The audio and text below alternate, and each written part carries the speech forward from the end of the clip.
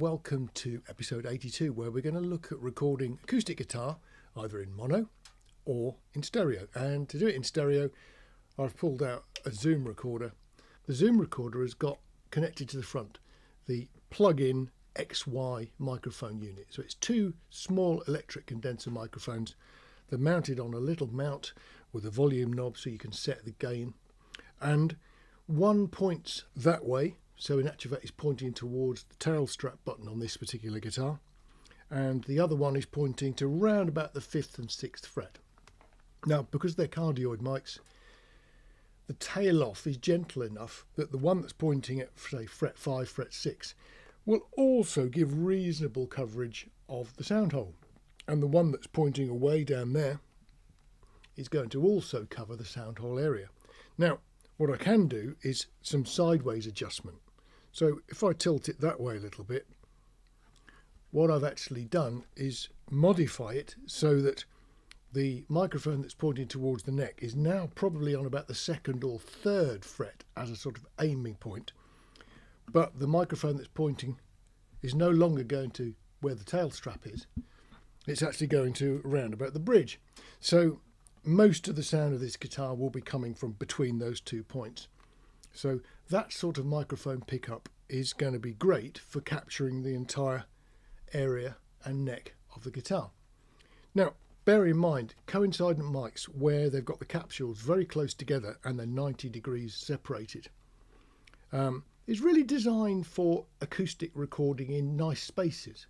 So think if this was in a cathedral or a large stage or a room with lots of reflective walls. Well, those microphones are not just going to pick up the sound of the guitar, they're also going to pick up the sound of the room. And if you stick headphones on, well, the guitar is going to be in the middle, and it's certainly going to have a shift towards the neck sound and the body sound. But the microphones, of course, are also going to pick up what bounces back from the room.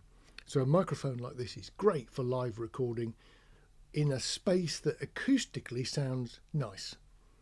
In a fairly dead environment like this one, well, there's not a huge amount that's bouncing back from the walls.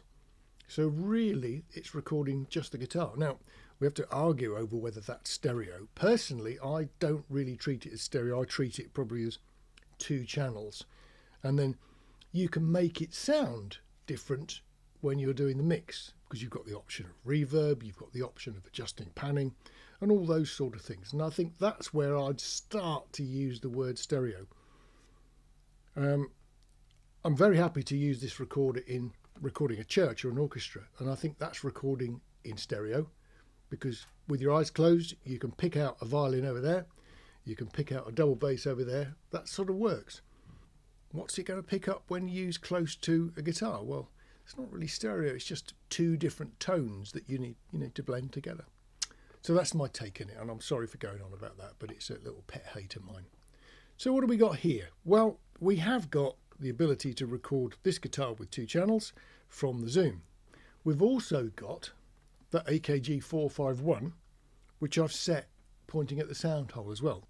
So what we're going to do is record the guitar from the 2 stereo mics fitted in the unit, and we're going to record it from the AKG 451, which is pointing at the sound hole, and then we're going to swap between them in the edit so you can hear the difference between the stereo versus the mono. And also we can then replay those again and perhaps add some subtle reverb, or maybe not even subtle reverb, maybe too much reverb, just to see what that does to the sound we're recording. So that's the cunning plan for today, so let's get on with it.